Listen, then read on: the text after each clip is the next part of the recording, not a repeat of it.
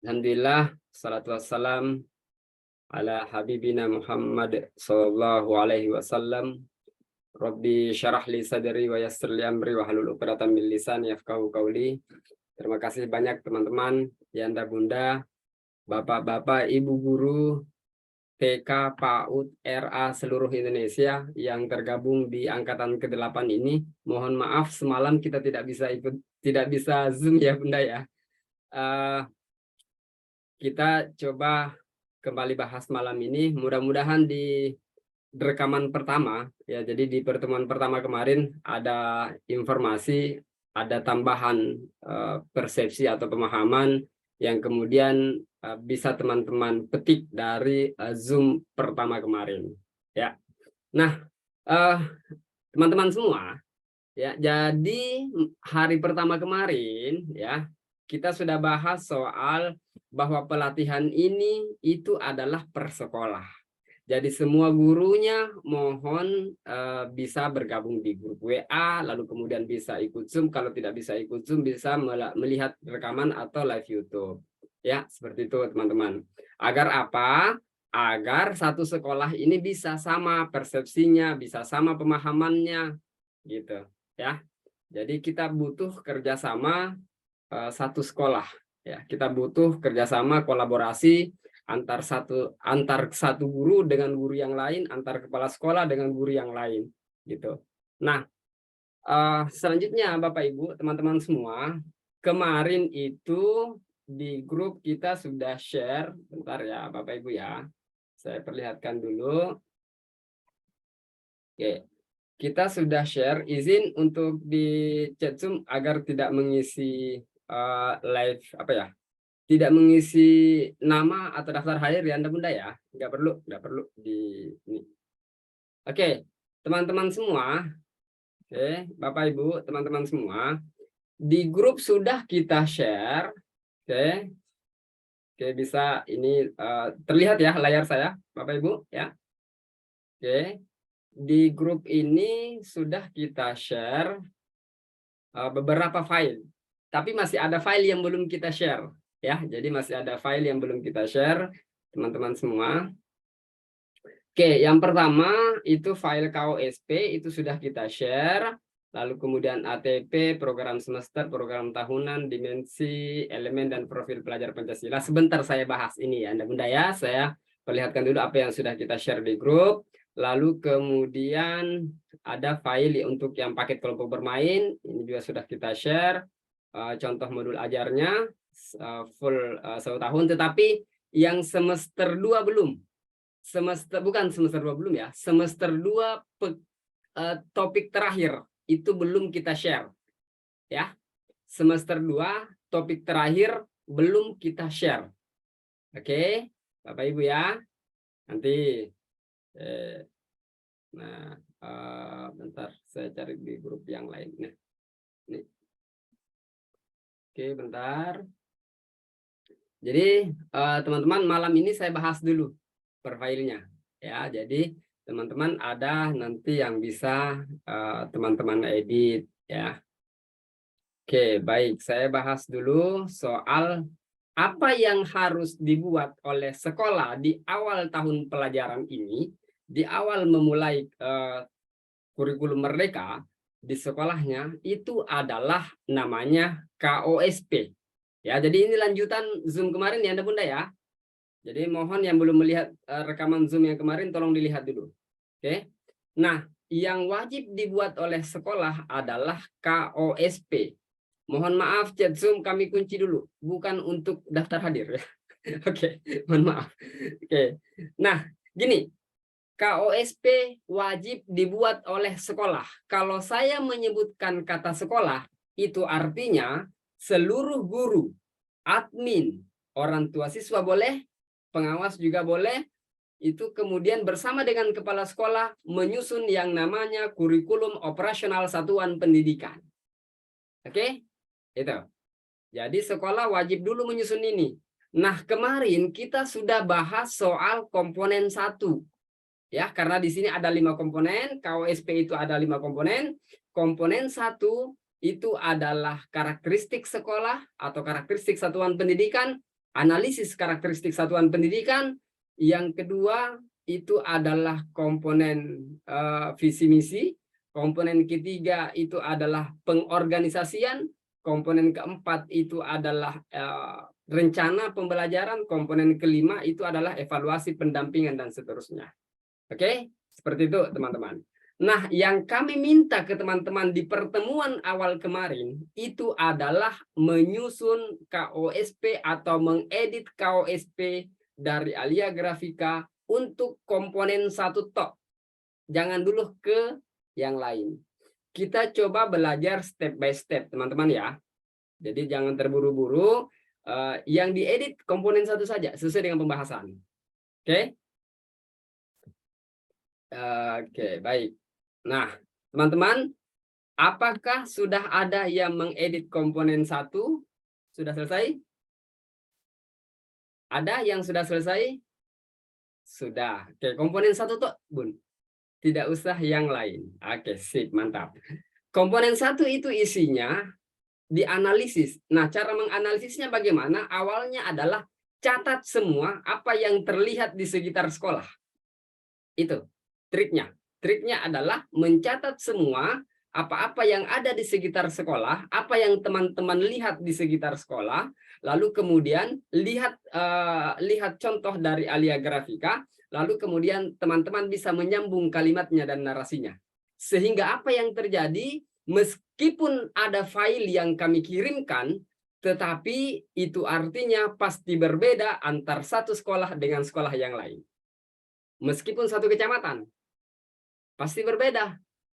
Nah, inilah kemudian menjadi perbedaan antara KTSP dengan KOSP. Kalau dulu KTSP kita hampir berjamaah seluruh Indonesia sama, ya. Tetapi ini jadinya beda karena karakteristik analisis karakteristik di komponen satu itu kemudian berbeda. Oke, ini Bunda ya. Nah, saya lanjut lagi teman-teman. Di komponen 2 ya, saya lanjut lagi di komponen 2 Bapak Ibu. Nah, Bapak Ibu yang oke. Nah, saya lanjut lagi di komponen 2 malam ini, izin Bapak Ibu ya, saya lanjut dulu biar jelas dulu ya. Nah, teman-teman saya pikir teman-teman sudah selesai di komponen 1 ya. Komponen 1 sudah, kita lanjut di komponen kedua. Ingat di komponen 1 kami bagi 2 bagian ya. Di komponen 1 kami bagi 2 bagian, analisis karakteristik lingkungan belajarnya dan analisis karakteristik satuan pendidikannya. Ya, kami bagi 2 di situ biar jelas lingkungannya dan satuannya gitu. Nah, teman-teman, apa yang terjadi di komponen 2 ketika kemudian komponen 1 selesai ya? Apa yang terjadi di komponen 2 Bapak Ibu? Di komponen 2 itu adalah visi, misi, dan tujuan satuan pendidikan. Ya, visi dan misi satuan pendidikan. Visi, misi, dan tujuan satuan pendidikan. Ya, ini silakan diedit Bapak Ibu ya. Di sini visi dan misi satuan, ini visi, misi, dan tujuan ya. Tujuan satuan pendidikan. Nah, ini Bapak Ibu, visi, misi, dan tujuan satuan pendidikan. Ini silakan diedit sebentar ya, teman-teman ya. Oke, ini Bapak Ibu. Nah, kalau teman-teman, saya pikir seluruh sekolah itu sudah punya visi dan misi. Ya. Nah, pembahasan kita malam ini, Bapak Ibu, saya runut dulu ya. Pembahasan kita malam ini itu soal komponen 2 sampai komponen 4. Ya, ini yang mau dibahas malam ini. Besok malam yang dibahas adalah soal P5, Proyek Penguatan Profil Pelajar Pancasila dan Asesmen sampai rapor. Oke, besok pertemuan terakhir. Oke, kita bahas langsung 3 hari karena filenya sudah terkirim, ya kan? Nah, begini. Oke, lanjut ya, Bapak Ibu ya. Di komponen 2, Bapak Ibu, teman-teman semua. Oke, bentar. Di komponen 2 itu isinya adalah visi misi. Saya yakin bahwa seluruh sekolah yang ada ikut di pelatihan ini itu semuanya sudah memiliki visi dan misi serta tujuan pendidikan sendiri. Ya, sudah ada. Sudah ada semua kan? Ada di ruang kepala sekolah biasanya tertempel. Ada ya? Nah, itu ada. Nah, kemudian, Pak, bisakah diubah? Itu bukan sebuah ketabuhan untuk kemudian tidak diubah. Sebuah visi misi atau visi misi itu harus berkesinambungan, harus sejalan dengan karakteristik sekolahnya. Maksudnya begini, Bapak Ibu. Kita ingin membangun generasi yang sesuai dengan karakteristik sekolah kita gitu. Ya, kan visi misi adalah goals-nya kita ke depan. Mau diapakan anaknya orang sekolah di sekolah kita gitu loh. Ya. Apa sih gunanya anak-anak ini sekolah di sekolah kita? Kenapa tidak di sekolah tetangga gitu? Ya. Nah, jadi visi misi itu wajib berkesesuaian dengan komponen satu. Contoh, Bapak Ibu ya, contoh. Ini yang kami share Bapak Ibu. Contoh, terwujudnya peserta didik, ini visinya nih, terwujudnya peserta didik yang berakhlak mulia. Bapak Ibu, di situ dijelaskan di atas, di karakteristik itu, bahwa mayoritas penduduk yang ada di sekitar sekolah ini itu beragama Islam. Kemudian yang kedua, di depan sekolah ini ada masjid. Sehingga di sini kami mengambil terwujudnya peserta didik yang berakhlak mulia gitu. Ya. Kemudian yang kedua, sehat, cerdas, dan kreatif. Sehat, cerdas ini sehat dulu. Kalau sehat ini karena sekolah ini itu ada pasar di dekatnya. Di pasar itu ada sampah banyak. Sehingga kami ingin melahirkan generasi yang sehat. Ya, dengan sehatnya mereka bisa nantinya besar 10 atau 20 tahun ke depan mereka peduli terhadap sampah. Atau hari ini kita ajarkan tentang kepedulian terhadap sampah sehingga melahirkan generasi yang sehat gitu. Ya. Kemudian cerdas, kreatif, dan mandiri. Di sekitar sekolah ini ada banyak pertokoan, ada banyak industri ya. Jadi ada Yamaha, ada Honda, ada ini ya. Jadi ada wilayah-wilayah entrepreneurship di situ sehingga melahirkan generasi yang cerdas, kreatif terhadap lingkungannya. Lalu kemudian terakhir berbudaya. Kenapa harus berbudaya? Karena dibahas di atas di komponen 1 bahwa masih sangat kental khas Makassar di sekitar wilayah sekolah ini.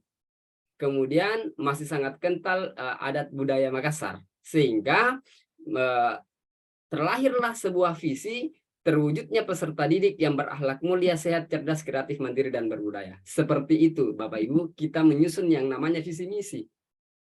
Gitu ya. Jadi dia sejalan, seirama, serta selaras dengan komponen 1. Gitu. Ya. Oke. Oke, seperti itu Bapak Ibu ya. Teman-teman sekali lagi kami ulang, tidak mengisi nama atau daftar hadir di chat Zoom ya. Oke, lanjut ya. Saya lanjut Bapak Ibu ya. Jelas ini ya, Bunda? Jelas visinya? Kenapa kita mengangkat visi seperti itu? Karena komponen 1-nya seperti itu. Ya, jelas. Oke. Oke. Baik, saya lanjut. Kalau bagian untuk misi itu apa sih? Misi itu adalah bagaimana bisa melahirkan, bagaimana bisa menciptakan visi ini gitu. Jadi bagaimana bisa berakhlak mulia? Sekolah wajib menanamkan pembiasaan perilaku baik dan santun. Bagaimana bisa sehat? Sekolah menyelenggarakan layanan holistik integratif.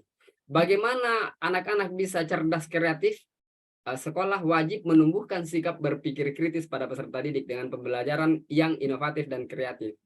Bagaimana anak-anak bisa membangun perilaku sehatnya? Jadi sekolah wajib membangun pembiasaan perilaku hidup bersih dan sehat secara mandiri. Kemudian bagaimana bisa anak-anak bisa melahirkan generasi yang berbudaya? Bagaimana sekolah bisa melahirkan generasi yang berbudaya? Sekolah wajib menerapkan pembelajaran yang berbasis kearifan lokal. Saya pikir kurikulum Merdeka ini itu lebih ke kearifan lokal karena ada karakteristik yang dibangun. Oke, jelas komponen 2 Bunda. Oke, saya pikir komponen 2 selesai.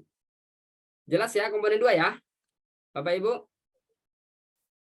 Oke, yang lain silahkan edit-edit aja ya. Oke, komponen 2 jelas ya. Oke, Sekarang kita lanjut ke komponen 3. Oke, kita lanjut ke komponen 3, Bapak Ibu, teman-teman semua. Nah, ini agak panjang nih pembahasan komponen 3, teman-teman. Komponen 3 agak panjang karena di sini nanti ada capaian pembelajaran. Oke, sebentar. Komponen 4 ya. Oke, sekarang komponen 3. Oke. Komponen 3 itu pembahasannya soal pengorganisasian pembelajaran. Apa maksudnya pengorganisasian?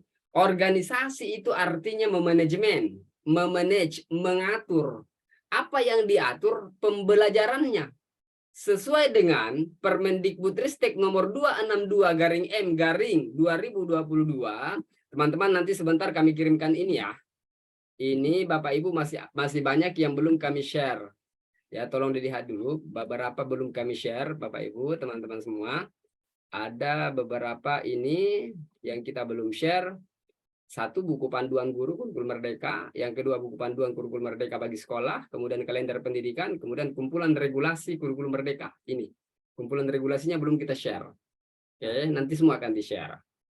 Oke, nah sesuai dengan, teman-teman, sesuai dengan Permendikbudristek nomor 262 bahwa kurikulum di PAUD itu kemudian struktur kurikulum di PAUD itu kemudian dibagi dua. Ada intrakurikulernya, ada P5-nya. Ya, ini isi dari Permendikbudristek nomor 262, teman-teman. Ini bahwa struktur kurikulum nih diatur nih, bahwa struktur kurikulum PAUD itu dibagi dua. Ada pembelajaran intrakurikuler, ada pembelajaran proyek penguatan profil pelajar Pancasila. Nah, itu yang diatur di komponen 3. Oke, ini yang diatur di komponen 3. Apa maksudnya diatur? Intrakurikulernya diatur, P5-nya diatur. Apa yang diatur? Waktunya, topiknya, dan lain-lain sebagainya. Diaturnya di mana? Diatur di komponen 3. Oke, contoh. Ini untuk intrakurikuler, teman-teman. Oke. Saya ulang.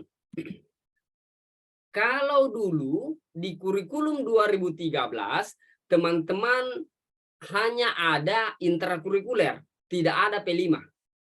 Oke. Nah, intrakurikuler dulu itu kemudian kita bagi menjadi ada namanya KIKD. Lalu kemudian dulu kita mengenal istilah tema. Iya ya, dulu mengenal istilah tema ya. Oke, dulu mengenal istilah tema. Dulu temanya berapa, Bunda? Dulu temanya berapa? Berapa temanya di sekolahnya, Bunda? Boleh dibantu? Boleh di chat Zoom, berapa dulu temanya di sekolahnya, Bun? Oke. Oke, ada 11, ada 8. Oke. Nah, teman-teman semuanya, sekarang ini, sekarang ini di kurikulum merdeka, istilah tema itu diubah menjadi topik. Oke, istilah tema itu diubah menjadi topik. Dan harus dipahami bahwa tidak ada namanya seperti dulu lagi. Dulu pun kesalahan persepsi sih sebenarnya.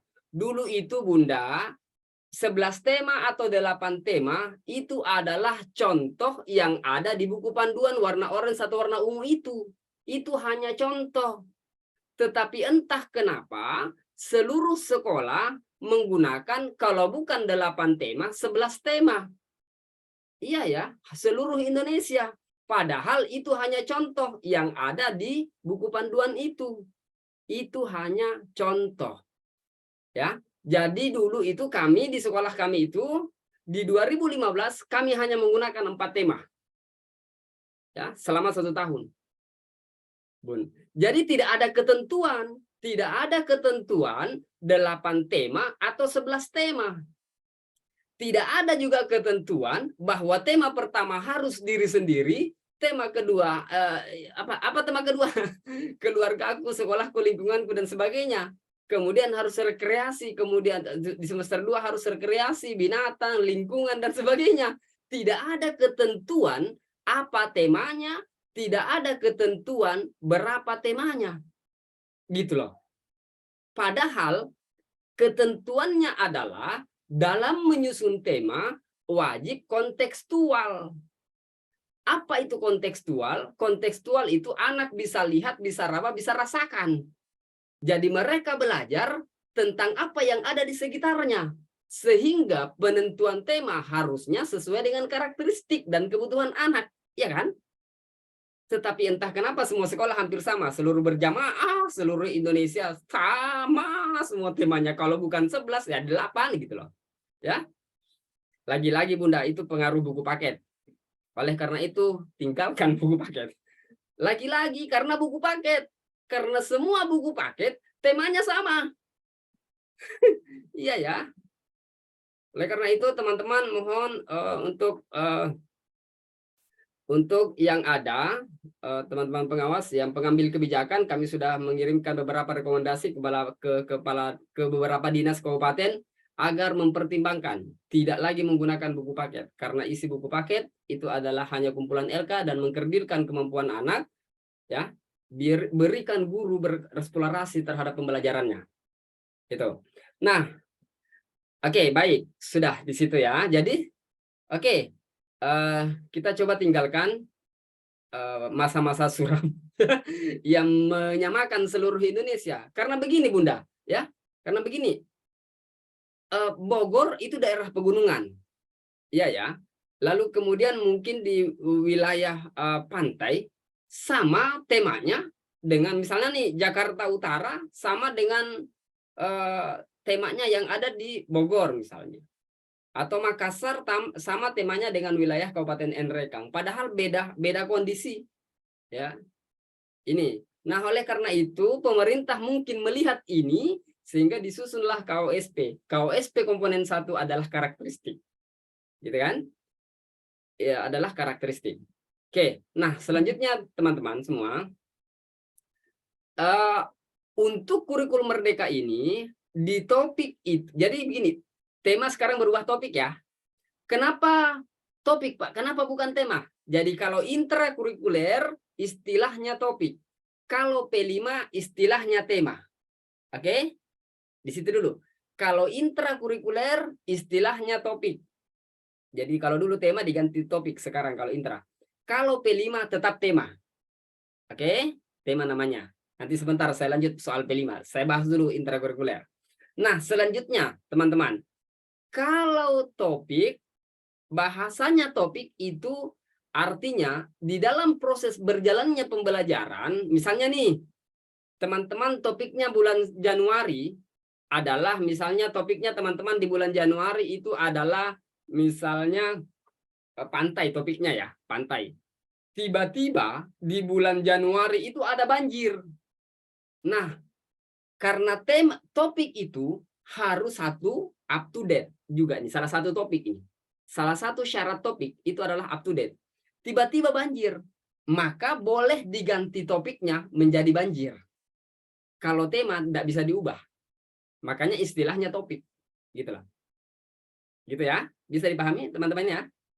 Jadi topik itu satu harus kontekstual, kedua dia real, nyata, lalu kemudian yang ketiga itu up to date. Bagus kalau up to date. Ya. Up to date itu tadi contohnya. Kalau misalnya bulan Januari kita buat topik misalnya pantai, tiba-tiba di minggu kedua harusnya masih topiknya pantai, tetapi tiba-tiba banjir, maka guru boleh mengubah topik ini menjadi banjir. Gitu. Ya. Oke. Saya lanjut Bapak Ibu ya. Nah, ini contoh dari Alia Grafika. Tolong boleh diganti topiknya.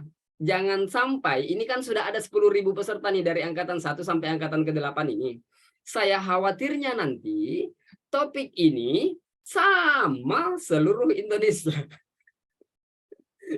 Ini kan ada topik nih. Ini dari Alia Grafika ya Bunda ya. Nih, 1 di bulan Juli, itu pengenalan sekolah, diri sendiri, dan seterusnya. Ini topik dari Alia Grafika. Khawatirnya nanti seluruh peserta menggunakan topik yang sama. Tapi nanti Bapak Ibu ada triknya dari Alia Grafika di grup keanggotaan. Kemarin ada yang ikut nggak dari grup keanggotaan? Itu belajar membuat modul ajar sesuai dengan topik sendiri. Ada trik mudah. Ada nggak? Ada yang ikut di Zoom ini malam ini? Ada? Nah, itu keren ya, keren caranya. Ada tuh, ada. Ikut nggak pelatihannya Bun? Ikut nggak Zoom-nya? Cara trik mudah membuat keren. Oke, ada trik mudah Bun. Ya, nanti angkatan ke-8 gampang kok. Ya. Oke, lanjut ya, teman-teman ya. Oke. Nah, oke. Nah, begini Bapak Ibu. Oke. Nah, di sini teman-teman, inilah kemudian kita organisasikan, kita manajemen, kita atur. Satu, berapa pekan efektif di semester 1? Berapa pekan efektif di semester 2? Oke, di sini kita atur nih di komponen 3. Nah, hasil bedah kaldik, teman-teman sudah punya kaldik dari pemerintah daerah? Sudah ada kaldik dari pemerintah daerah? Ini nanti kita akan share contoh kaldik. Nanti kita bedah kaldik di sini nih. Ini contoh nih. Ini contoh kaldik dari Allegrafika. Teman-teman bisa ubah. Nanti ini filenya Excel. Nah ini, ya. Ini contoh kaldik dari ini nanti kita share ke teman-teman ya. Nah ini kita apa namanya? Kita bedah Bunda. Ya. Jadi ini kita bedah. Nah ini setelah ada hari efektifnya di sini kan. Di sini ada hari efektif. Ini merah nih. Nah, ini nanti di sini terlahirlah kalender pendidikan di sini. Gitu. Ya. Ini. Nah, nanti teman-teman bedah kaliknya. Berapa pekan efektif? Oke, sorry. Ini nanti teman-teman bedah di sini berapa pekan efektifnya. Nah, hasil bedah kami itu di semester 1 adalah 18 pekan efektif. Itu pun sudah tidak masuk lagi bulan 12. Itu Bun, ya. Jadi ini hasil bedah kami. Nah, Bapak Ibu, oke. Nah ini nanti kita share ya Bunda ya. Belum ini di share ya. Kita belum share ya. Ini, jadi kan di sini ada penjelasan nih hari liburnya dan sebagainya. Oke. Nah Bapak Ibu, teman-teman semua nanti kumpul satu sekolah, bedah di situ, bedah kaldiknya. Nah ditemukanlah hasil bedahan kaldik ini Bapak Ibu. Dari hasil pembedahan kaldik itu ditemukanlah di sini teman-teman 18 pekan efektif untuk semester 1, kemudian semester 2 itu ada 17 pekan berapa ya? Bentar. 17 pekan efektif di semester 2. Itu. Ya, jadi tidak seperti dulu teman-teman. Saya heran juga dulu. Kok sama ya? Sama-sama 17 pekan efektif. Padahal beda-beda kaldik ini gitu. Kalau teman-teman bedah kaldiknya, itu bisa sampai 21 pekan efektif kalau dibedah kaldik dengan benar. Ya. Ini pun kami bedah semester 1 itu hanya 18 pekan. Kami tidak ambil bulan 12 itu loh. Padahal masih ada di bulan 12 ya. Tapi kami kan biasanya gini, ada di akhir semester 1 itu ada pentas dan sebagainya. Sehingga di bulan 12 itu dipakai latihan saja. Tuh, sehingga hari efektifnya cuma apa? Pekan efektifnya cuma 18. Gitu. Nanti di-share ya, Bunda ya. Ini belum di-share kan? Belum. Saya pikir teman-teman sudah punya semua. Tapi di kabupaten ada kok. Kabupaten biasanya menyediakan. Ya. Oke, saya lanjut Bapak Ibu. Nah, ini Bapak Ibu, teman-teman semua, contoh ini contoh ya. Bulan 1 pengenalan sekolah. Bulan 2 bulan Juli pekan pertama pengenalan sekolah, pekan kedua. Jadi topik pengenalan sekolah 2 pekan. Topik pengenalan sekolah 2 pekan. Ini. Oke. Nah, kalau bedanya Bapak Ibu ya. Kalau ini dikeluarkan, maka ini menjadi program semester. Kalau ini dikeluarkan, makanya program semesternya itu seperti ini. Bentar. Makanya program semesternya itu seperti ini. Karena dia dikeluarkan. Kalau dia dikeluarkan, maka dia menjadi program semester. Gitu. Ya.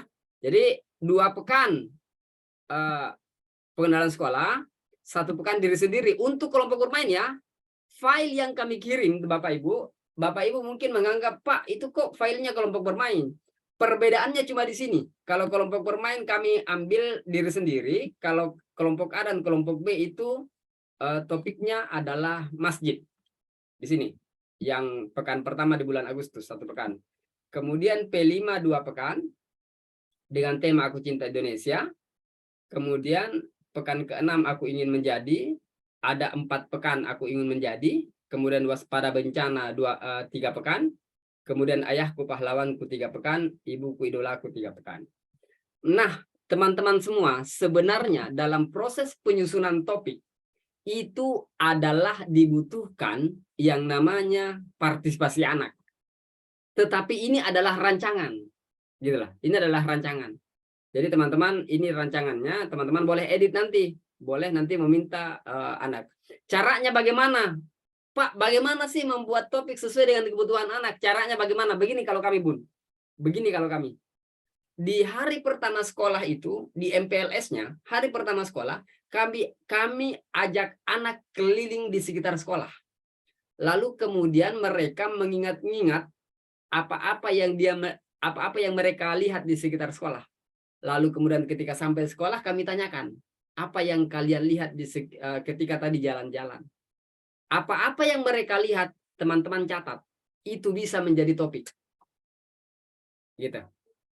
Jadi, bukankah kalau itu sudah pembelajaran itu sudah dekat dengan anak, bukankah itu sudah anak sudah merasa senang karena dia belajar apa yang dia lihat, apa yang dia rasakan, apa yang dia bisa sentuh. Gitu ya. Makanya modelnya cara membuat topik yang terbaik itu adalah mengajak anak berkeliling di sekitar sekolah. Lalu kemudian mencatat apa yang mereka lihat. Gitu, Bun. Oke? Oke, jadi topiknya teman-teman bisa ubah. Ya. Tidak, jadi begini. Dari dulu tidak ada yang namanya, oke, saya ulang ya. Dari dulu tidak ada yang namanya topik ditentukan oleh pemerintah atau tema ditentukan oleh pemerintah kalau intrakurikuler. Dari dulu. Dari kurikulum 2013. Tidak ada, Bunda.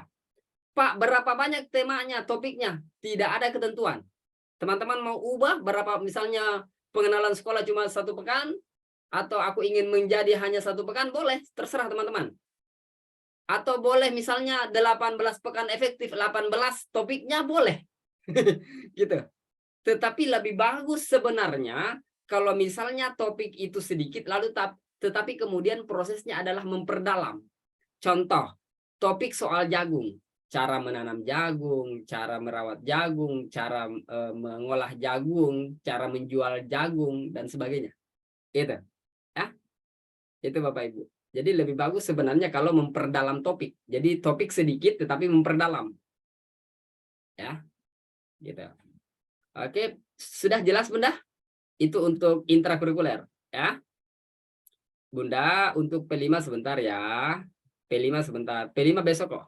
Besok malam P5-nya kita bahas ya. Karena ini yang bertanya di chat Zoom. Biar jelas Bunda. Oke. Oke, sudah Bun?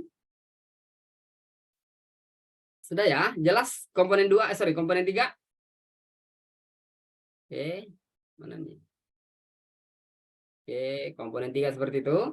Terus di bagian bawah ini teman-teman, di bagian bawah ini ya. Nah, begini. Oke. Oke. Nah, selanjutnya Bapak Ibu, untuk P5, Bapak Ibu, ini untuk P5 ya, ini untuk P5-nya nih. Nah, di sini kami di bulan Agustus ada P5 2 pekan. Temanya Aku Cinta Indonesia. Kemudian di semester 2 ada lagi P5 2 pekan, temanya Kita Semua Bersaudara. Oke. Nah, Bapak Ibu tolong diperhatikan. P5 itu istilahnya dia tema. Kalau intra topik. Kalau P5 temanya sudah ditentukan oleh pemerintah. Kalau intrakurikuler topiknya sudah oke. Jadi P5 sudah ditentukan temanya oleh pemerintah. Oke. Kemudian kalau intra topiknya ditentukan oleh sekolah, bukan pemerintah yang tentukan. Oke. Kemudian banyaknya topik, kalau intra tidak ada aturan. Kalau tema, kalau P5 ada 4 tema besar. Oke? P5 itu ada 4 tema besar. Yang pertama, aku sayang bumi, aku cinta Indonesia, kemudian imajinasi dan kreativitasku, kemudian kita semua bersaudara. Kalau P5. Bapak Ibu ya. Jangan sampai salah, karena dulu memang pernah ada beberapa postingan di awal-awal kurikulum mereka bahwa tema di PAUD hanya 4 sekarang. Padahal tema 4 itu untuk P5, bukan untuk intra. Ada yang pernah dapatkan seperti ini di kabupatennya? Ada yang pernah dapatkan informasi bahwa tema sekarang hanya 4? Ada ya? Bukan seperti itu. Tuh. Ya, itu. Oke, ada yang pernah kan? Nah sekarang coba dibedakan ya Bapak Ibu ya. Intra, tolong kalau teman-teman ikuti dari awal tadi ya. Kalau intra namanya topik ditentukan oleh sekolah. Kalau P5 ditentukan oleh pemerintah, temanya hanya 4. Jadi sudah jelas di sini perbedaannya. Oke? Bisa dipahami teman-teman? Bisa dipahami soal intra dan P5? Oke, jadi bukan tema besar istilahnya. Tema besarnya untuk P5, bukan untuk intra. Iya ya.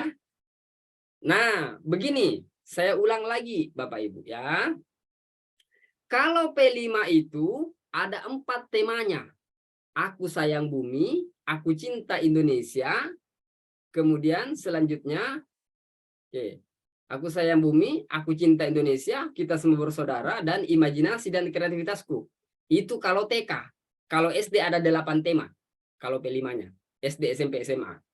Oke? Nah, lanjut. Tidak begini ya. Saya lanjut ya, Bunda ya. Nah, untuk di PAUD, minimal melaksanakan 2 proyek dengan 2 tema berbeda dalam 1 tahun. Oke? Mengerjakan atau melaksanakan 2 proyek. Oke, 2 proyek dengan 2 tema berbeda. Oke, dengan 2 tema berbeda dalam 1 tahun. Artinya apa, Pak? Artinya boleh tidak semua topik, boleh tidak semua tema ini dilakukan di PAUD. Boleh hanya 2 tema. Contoh kami, Bun. Contoh kami. Oke, contoh kami. Contoh kami ini temanya cuma 2. Ya, Bunda ya. Nih. Contoh kami ini temanya cuma 2.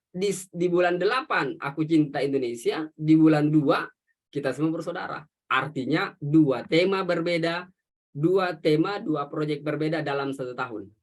Kemudian yang kedua, pelaksanaan P5 maksimal 4 pekan sampai 5 pekan dalam 1 tahun.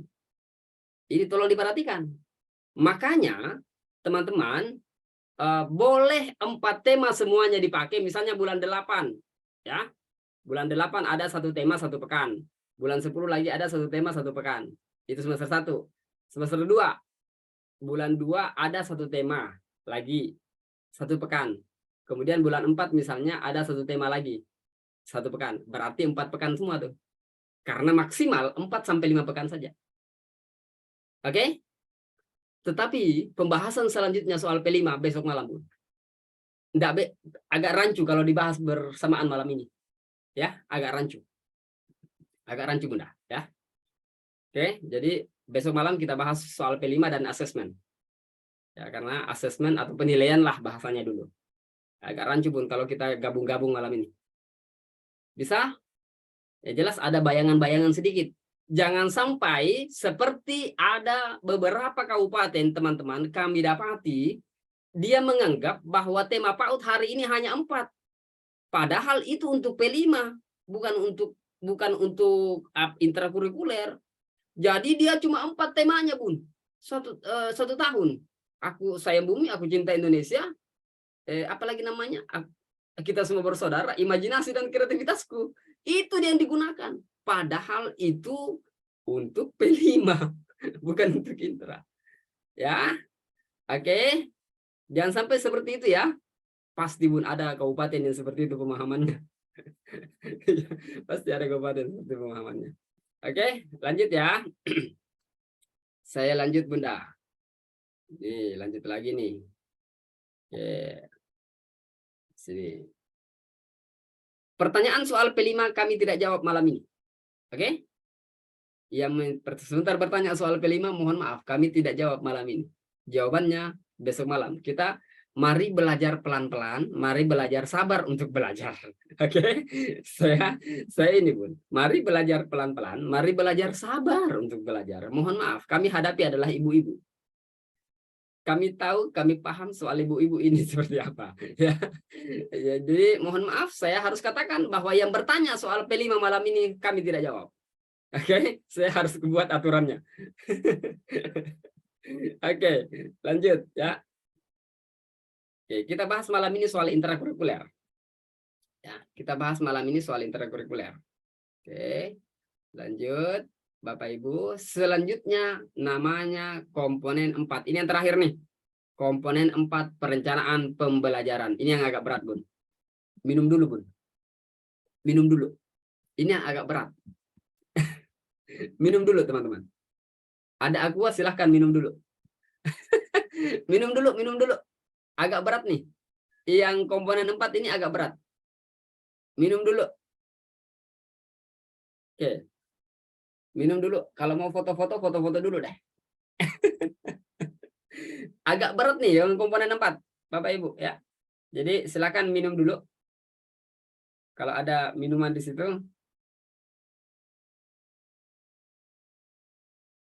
Ya, kalau ada minuman di situ, silakan diminum dulu, Bapak Ibu. Ya. Bentar. Teman-teman yang ngeteh silakan ngeteh. Saya khawatirnya sebentar cari aqua gitu. Yang ngeteh sebentar silakan ngeteh. Oke, bentar saya foto dulu, Bun. Yang ngeteh sebentar. Ngeteh dulu. Oke, sudah? Bentar.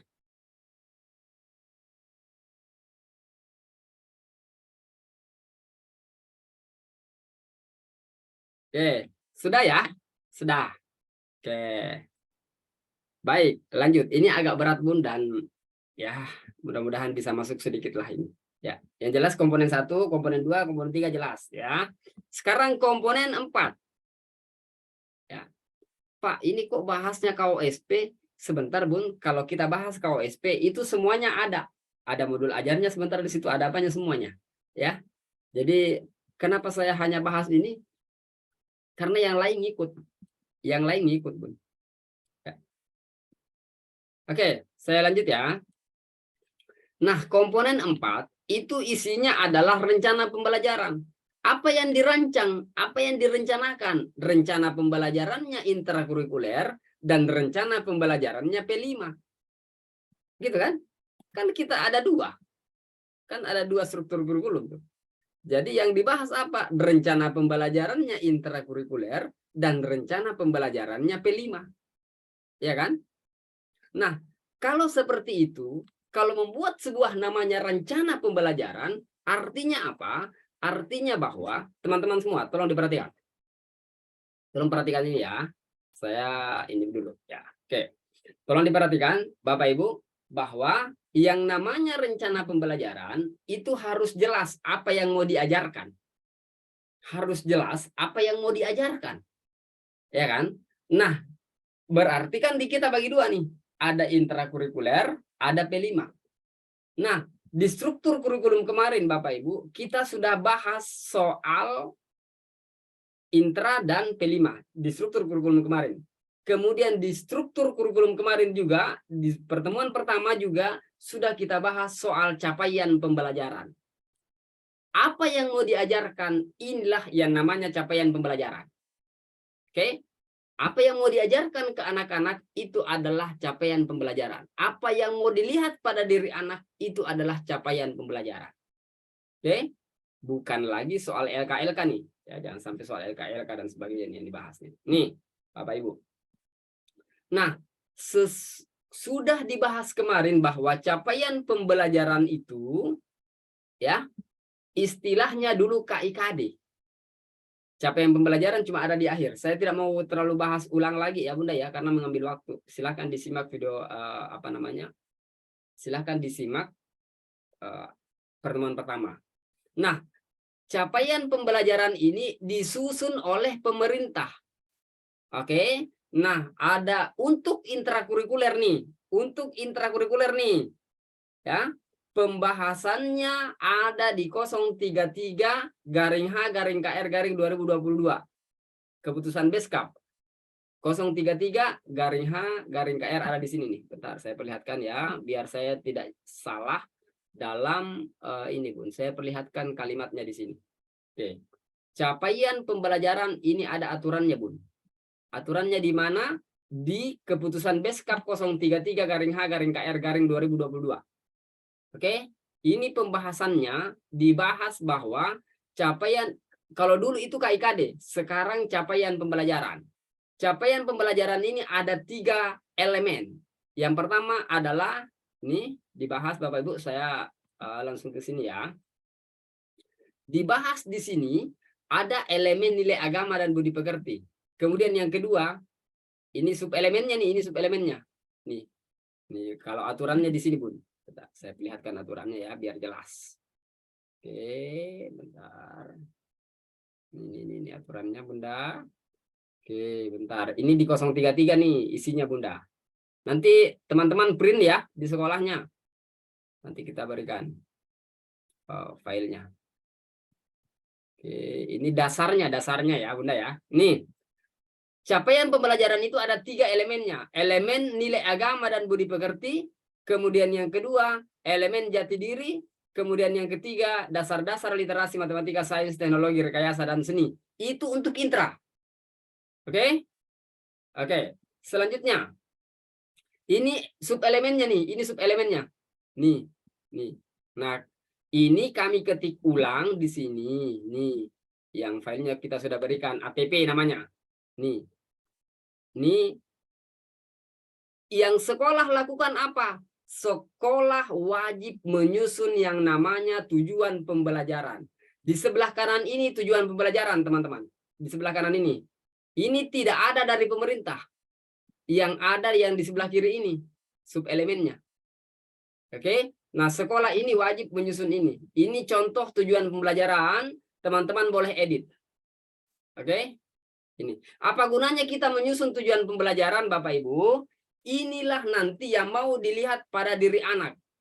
Inilah nanti yang mau dilihat pada diri anak. Tujuan pembelajaran itu. Besok kalau kita belajar asesmen, teman-teman pasti akan paham. Apa gunanya kita menyusun tujuan pembelajaran? Teman-teman lihat di modul ajarnya, ya. Teman-teman lihat di modul ajarnya. Di situ ada namanya tujuan pembelajaran. Bentar. Kami perlihatkan di modul ajar ya, yang sudah kita share Bapak Ibu. Bentar. Oke. Biar jelas nih. Oke. Ini contoh ya modul ajar nih. Ini contoh modul ajar Bapak Ibu. Oke.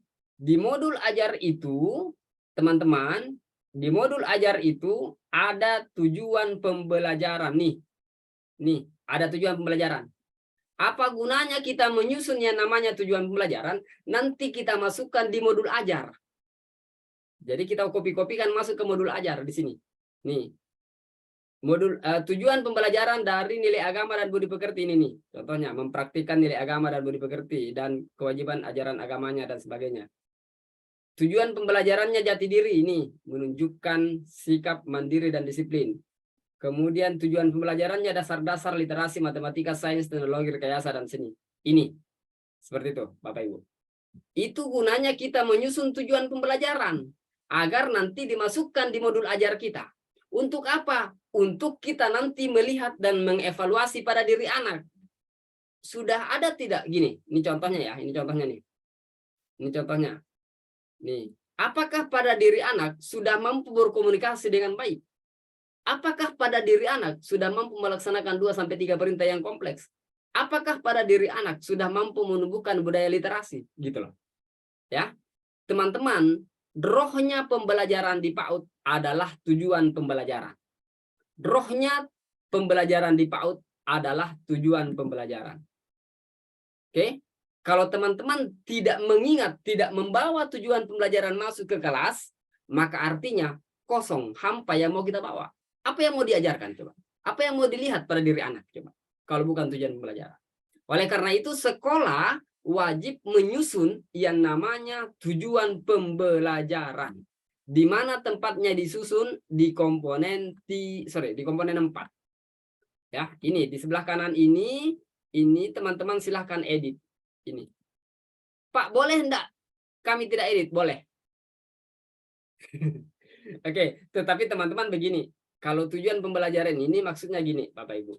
Minimal ada kearifan lokal teman-teman masukkan di situ. Ini contoh ya, contoh di kami, Bapak Ibu, ini contoh ada yang kami masukkan di sini. Teman-teman, tolong dilihat nih. Ini ada tujuan pembelajaran ini, anak membiasakan 5 kata terpuji. Karena di Sulawesi Selatan itu ada istilah kata tabe. Ya, tabe itu misalnya permisi, tolong, itu tabe semua kalau di Sulawesi Selatan tuh. Sehingga ada kearifan lokal yang kami masukkan, anak membiasakan 5 kata terpuji. Syukur, salam, tolong, maaf, terima kasih. Kalau di Sulawesi Selatan, teman-teman, kalau misalnya dia minta maaf, dia bilang tabe. Kalau dia tolong tabe, ambilkan dulu. Gitu. Tabe, salam, dan sebagainya. Ya. Itu ya. Nah, itu kita masukkan. Jadi ada kearifan lokal yang kita masukkan ke situ. Oke. Nah, seperti ini juga kalau RA, kemudian Islam terpadu, ya, atau ada sekolah-sekolah kekhasan itu memasukkan tujuan pembelajarannya. Oke, memasukkan tujuan pembelajaran sesuai kekhasan sekolahnya, dimasukkan di tujuan pembelajaran. Bapak Ibu tolong perhatikan baik-baik di sini. Tolong perhatikan ya, bentar. Saya perlihatkan dulu Bapak Ibu biar jelas di sini tujuan pembelajaran karena ini intinya pelajaran kita. Oke, ini intinya Bapak Ibu ya. Oke. Ini contoh. Bapak Ibu, apa yang dimaksud dengan ATP?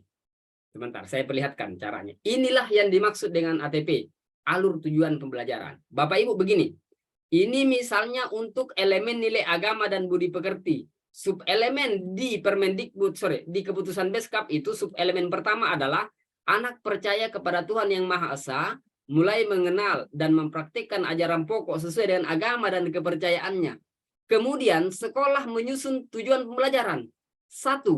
Anak mengenal nama Tuhan dan dapat menjelaskan simbol-simbol praktik agamanya secara sederhana. Kemudian yang kedua, anak mampu mempraktikkan kegiatan ibadah sesuai dengan ajaran agamanya. Kemudian yang ketiga, anak mengenal agama dan kepercayaan di Indonesia. Sebentar Bapak Ibu, saya perlihatkan lagi teman-teman, coba dikaji baik-baik, dilihat baik-baik di sini. Yang tujuan pembelajaran pertama, anak mengenal nama Tuhan dan dapat menjelaskan simbol-simbol praktik agamanya secara sederhana. Apakah kelompok bermain usia 2-4 tahun sudah bisa mengenal nama Tuhannya dan sudah dapat menjelaskan simbol-simbol agamanya? Pertanyaan saya, Bapak Ibu, tolong dijawab di chat Zoom. Oke? Bisa? Anak sudah mengenal nama Tuhan? Kelompok bermain nih, Bun. Belum bisa mengenal nama Allah? Kelompok bermain. Sudah bisa nih mengenal nama Allah gitu ya. Ini kelompok bermain ya. Kemudian oke. Berarti tujuan pembelajaran yang pertama ini kelompok bermain bisa. Kemudian yang kedua, anak kelompok A sudah pasti bisa ya di TP1. Kelompok B sudah pasti bisa. Ya kan? Kemudian yang kedua, anak mampu mempraktekkan kegiatan ibadah sesuai dengan ajaran agamanya. Kalau kelompok bermain mungkin belum bisa. Ya kan? Kelompok A bisa, kelompok B juga bisa. Ya kan? Nah, kemudian yang ketiga, anak mengenal agama dan kepercayaan di Indonesia. Apakah anak kelompok bermain bisa mengenal macam-macam agama di Indonesia? Kelompok bermain. Apakah kelompok A sudah bisa mengenal macam-macam agama di Indonesia? Kelompok A. Oke, disinilah proses penyusunan kita membuat namanya ATP, teman-teman. Inilah ada alurnya. Alurnya dalam membuat tujuan pembelajaran mulai dari hal-hal yang sederhana ke arah sedikit kompleks. Begitu. Nah, nanti kalau teman-teman misalnya hanya kelompok bermain, dihilangkan saja yang ini. Ini saja. Satu aja, nggak masalah. Misalnya satu subelemen, satu tujuan pembelajarannya juga boleh. Boleh, Bun. Teman-teman mau tambahkan juga boleh. Misalnya di sini anak mengenal nama Allah gitu loh, untuk RA ya. Gitu. Ya. Oke. Nah, teman-teman dalam menyusun ini, Pak, bagaimana kami yang sekolah Islam terpadu atau sekolah ada kekhasannya, teman-teman lihat subelemennya di sini. Lihatlah subelemennya, masukkan tujuan pembelajaran sesuai subelemen yang ada di sebelah kiri. Boleh ditambahkan di sini tujuan pembelajarannya, boleh dikurangi. Teman-teman lihat di sini, apalagi kira-kira yang mau ditambahkan. Begitulah. Ya, karena yang dari pemerintah cuma ada CP, tidak ada tujuan pembelajaran. Gitu. Oke? Oke. Nah, begini Bapak Ibu. Oke? Bisa dipahami sampai di situ? Bisa dipahami dalam penyusunan tujuan pembelajaran Bapak Ibu? Ya, jadi Pak, kalau kami tidak bisa membuat narasinya, Pak, bolehkah kami melihat dari kurikulum 2013 yang ada indikator itu, Pak? Boleh. Kita kan berat menyusun kalimatnya. Iya ya, boleh. Ya. Oke, itu kalau intrakurikuler nih. Kalau intrakurikuler, topiknya ditentukan sekolah, tujuan pembelajarannya ditentukan sekolah. Kalau P5, temanya ditentukan pemerintah, tujuan pembelajarannya ditentukan juga oleh pemerintah. Ya. Gitu. Oke, Bapak Ibu, itu perbedaannya antara intra dan P5. Oke, nah teman-teman, di sini ya minimal ada satu lah tujuan pembelajaran dari satu subelemen, Bapak Ibu ya. Ini subelemen ini kami ketik ulang dari keputusan Beskap yang ada di sini ya Bunda ya. Ini. Jadi ini kan begini Bun. Ini nilai agama dan budi pekerti. Anak percaya kepada Tuhan yang Maha Esa, mulai mengenal dan mengajarkan ini. Ini kan gini nih. Ini satu nih. Itu satu. Itu kan? Nih satu. Nih warna kuning nih. Saya kasih warna kuning. Kemudian yang kedua ini. Jadi ini dua nih. Gitu. Jadi kita ngambilnya dari sini saja nih. Nih. Ini kami ketik ulang ke Word. Gitu. Lalu kemudian kita menyusun tujuan pembelajarannya. Karena agak berat kita menyusun tujuan pembelajaran kalau kita tidak buat kotak-kotak seperti ini. Ya. Gitu. Gitu. Ya, beda ya. Nah, Pak, boleh tidak saya kurangi tujuan pembelajaran yang ada? Boleh. Ini untuk nilai agama dan budi pekerti kami, Bun, itu ada berapa ya? 3 tambah berapa nih? Tambah 3 tambah 4 tambah 3. Berarti ada 10 ya. Beberapa sekolah cuma 6. Sesuai dengan ini. Beberapa sekolah cuma 6 TP-nya. Tujuan pembelajarannya. Untuk elemen nilai agama dan budi pekerti. Gitu. Ada juga yang 12. Kalau kami ini ada 10 ya. Ada juga 12. Tidak ada aturannya berapa banyak. Iya jelas kalau ada subelemennya, silahkan buatkan tujuan pembelajarannya. Minimal 1 deh. Gitu. Ya. Gitu. Tetapi teman-teman Bapak Ibu, sesuaikan tujuan pembelajaran itu dibuat berdasarkan visi misi dan karakteristik lingkungan sekolah kita. Itu, Bapak Ibu ya. Berdasarkan visi misi dan tujuan karakteristik sekolah kita. Nah, disinilah tujuan pembelajaran ini kita buat per jenjang. Ada tujuan pembelajarannya kelompok bermain, ada tujuan pembelajarannya kelompok A, tetapi boleh juga misalnya ini teman-teman kan untuk kelompok bermain ini dihilangkan saja yang ini yang 2 gitu. Ya kan? Untuk TKA artinya ini misalnya TKA yang ketiga tidak bisa, kita hilangkan saja yang ketiga untuk TKA gitu. Ya. Kalau misalnya di sekolah kita cuma ada kelompok bermain dan kelompok A. Nah, kalau untuk kelompok A kita hilangkan. Misalnya kalau untuk kelompok B kita adakan saja, kita adakan saja yang ini ya, yang ketiga nih. Begitu maksudnya, Bun. Makanya menyusun tujuan pembelajaran itu harus runut dari hal yang sederhana ke yang kompleks. Gitu. Berdasarkan dari sini, dari kalimat subelemen ini. Ini. Ya. Bisa? Paham? Bun? Gini, kalau nggak bisa minimal paham dulu. Paham ya? Minimal paham dulu. Itu dulu, Bun. Ya. Minimal dipahami dulu bahwa tujuan pembelajaran. Apa gunanya, teman-teman? Nanti kalau kita belajar asesmen, itu gunanya. Kalau kita belajar asesmen. Begini, Bun. Kalau sudah jelas tujuan pembelajaran kita, maka proses membuat pembelajaran itu lebih kreatif, itu guru bisa lebih kreatif menyusun atau membuat pembelajarannya sedemikian rupa. Kalau sudah jelas tujuan pembelajarannya. Karena kan yang mau kita lihat pada diri anak adalah, ini contohnya, yang mau kita lihat pada diri anak, oh apakah ini anak sudah mengenal nama Tuhan atau tidak gitu kan. Itu yang mau dilihat. Nah, bagaimana caranya guru mengajar agar anak mengenal nama Tuhannya? Gitu. Inilah gunanya tujuan pembelajaran. Misalnya, anak mampu mempraktekkan kegiatan ibadah sesuai dengan ajaran agamanya. Nih, apakah anak sudah mampu praktek ibadah enggak?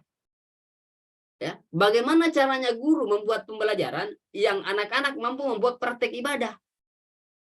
Anak-anak mampu dengan guru membuat pembelajaran seperti itu, anak mampu praktek ibadah. Gitu. Ya. Nih, anak memahami dan berpartisipasi aktif menjaga kebersihan diri dan lingkungan sendiri sekitarnya. Bagaimana caranya guru mengajar agar anak bisa berpartisipasi aktif terhadap kebersihan dirinya dan kebersihan lingkungan sekitarnya? Kalau tujuan pembelajaran ini jelas bahwa ini adalah rohnya pembelajaran kita, maka yakinlah LK tidak berlaku. Karena tidak mungkin, Bun, kita pakai LK untuk bagaimana caranya. Ini contoh nih. Anak memahami, berpartisipasi aktif, menjaga kebersihan diri. Bagaimana caranya kita membuat pakai LK kalau anak harus menjaga kebersihan dirinya dan lingkungan sekitarnya? Anak berpartisipasi aktif, menjaga kebersihan diri dan lingkungan sekitarnya. Jadi ada caranya. Nanti juga kita belajar trik mengajar di kurikulum Merdeka tanpa LK. Tetapi bukan berarti kita tidak bisa menggunakan LK, bukan berarti itu, Bun. Cuman ya meminimalisir lah, ya. Oke, seperti itu ya, teman-teman ya. Paham untuk tujuan pembelajaran, Bapak Ibu? Itu untuk intra ya, untuk intra. Karena P5 bukan itu tujuan pembelajarannya kalau P5. Itu untuk intrakurikuler. Ya, ini untuk intrakurikuler, Bun. Oke, P5 besok. Oke. Nah, ini teman-teman. Nah, kemudian P5 itu di bawah ada nih. Ini. Oke, yang P5 itu ada file. Untuk P5 itu, teman-teman, tujuan pembelajarannya di mana kalau P5? P5 itu tujuan pembelajarannya ada di sini. Ini, sekali perlihatkan. Bukan di 033. Di keputusan Beskap 009-H-KR-2022. Di mana filenya? Di mana filenya, Bapak Ibu? Kami perlihatkan. Kami sudah share filenya ya. Di mana filenya tujuan pembelajarannya kalau P5? Itu ada di sini. Bentar. Ini mungkin teman-teman lihat ya. Bentar. Oke, nih. Ada teman-teman lihat namanya dimensi elemen dan subelemen profil pelajar Pancasila. Di sini ngambil tujuan pembelajarannya kalau P5. Oke, kalau intra di ATP ini. Ini di ATP. Kalau P5 di sini di dimensi. Gitu. Oke? Makanya ada file tulisan di situ, nama filenya dimensi elemen dan subelemen. Tapi nanti besok dibahas itu. Bunda ya. Itu kalau P5. Oke. Nah, kalau contoh modul ajar, Bapak Ibu, saya buka saja satu modul ajar ya. Jelas dulu modul ajarnya. Oke. Oke, bentar saya buka dulu modul ajar satu. Biar jelas ya. Nah, malam ini kita modul ajar intrakurikuler ya. Modul ajar intrakurikuler. Modul ajar intrakurikuler. Bentar. Oke, saya buka satu aja deh. Nah. Oke, modul ajar. Oke, nih. Oke. Ini modul ajar untuk topik, Pak, kok setiap modul ajar ada profil pelajar Pancasila sih? Bukankah itu lain? Ingat, ini profil pelajar Pancasila, Bun, bukan P5. Bukan proyek penguatan. Tetapi yang wajib ada di dalam komponennya modul ajar, itu harus ada profil pelajar Pancasila. Ini kan bukan P5, ini P3. Kalau ya di sini. Ya, kemudian nah, Bapak Ibu, ada yang harus saya jelaskan sedikit sebelum masuk ke modul ajar. Satu yang mau saya jelaskan. Kalau sudah ada RPPH, tidak perlu ada RPPM. Kalau sudah ada RPPM, tidak perlu ada RPPH. Kalau RPPM dibuat per pekan. Kalau RPPH dibuat per hari. Kalau modul ajar dibuat per topik. Begitu. Oke, dibuat per topik. Jadi contoh ini topiknya modul ajar, topiknya waspada bencana ya. Nah ini waspada bencana. Nanti kita belajar membuat peta konsep ini ya Bunda ya. Peta konsep ini sebenarnya wajib bersamaan dengan anak sih sebenarnya ya. Tapi ini kan rancangan ya. Nih Bapak Ibu lihat komponen intinya, ada tujuan pembelajaran di sini. Oke. Kemudian selanjutnya, oke, ada pertanyaan pemantik. Ya, ada pertanyaan pemantik. Lalu kemudian rencana pembelajaran minggu pertama. Karena kan ada berapa pekan di ini, Bun? Ada 3 pekan ya? Mana? Ada 3 pekan ya untuk waspada bencana. Ini tujuan kegiatannya.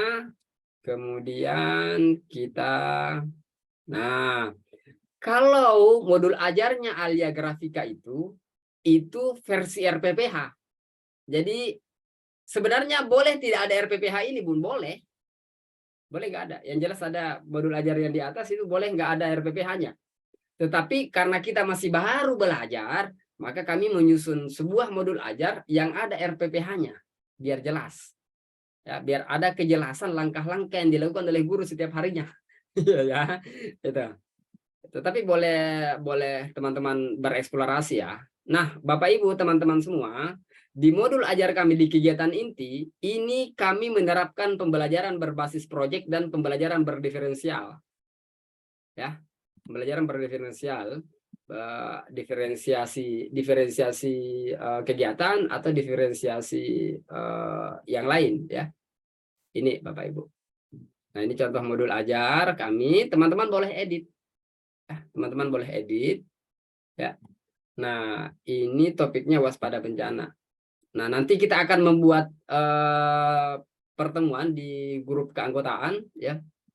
Nanti angkatan 8 akan masuk di grup keanggotaan. Itu bagaimana menyusun modul ajar sesuai dengan topik sendiri biar lebih enak ya. Jadi teman-teman menyusun topik, kita buat triknya biar lebih mudah. Ya. Oke, itu teman-teman soal refleksinya nanti itu kita bahas besok malam ya, karena harus ada dengan asesmennya. Bunda ya. Saya ulang, ini yang bertanya modul ajar sama dengan RPPH. Saya ulang Bunda. RPPM itu rencana pembelajaran mingguan. Kalau sudah ada RPPM boleh tidak ada RPPH. boleh tidak ada modul ajar kalau di kurikulum Merdeka, Bun. Kalau RPPH berarti rencana pembelajaran harian. Boleh tidak pakai modul ajar, boleh tidak pakai RPPM. Oke. Kalau modul ajar berarti dia begini. Kalau modul ajar berarti dia per topik dibuatnya. Oke, gitu. Oke, jadi ini kalau modul ajar. Nah, kalau untuk P5 namanya modul project. Kami belum share. Kalau untuk intra namanya modul ajar. Sama-sama sih modul ajar, cuma kami istilahkan modul ajar project. Ada yang istilahkan modul ajar project, ada yang istilahkan modul ajar P5, ada yang istilahkan modul project. Lebih enak sih, simple. Kalau intra modul ajar, kalau P5 modul project. Ya. Oke. Itu baru-baru dibahas, ada yang bertanya kalau sudah ada RPPM, tidak perlu ada RPPM. Oke, sepikir seperti itu teman-teman untuk malam ini. Ya, itu sudah banyak ya, sudah sangat banyak ini malam ini.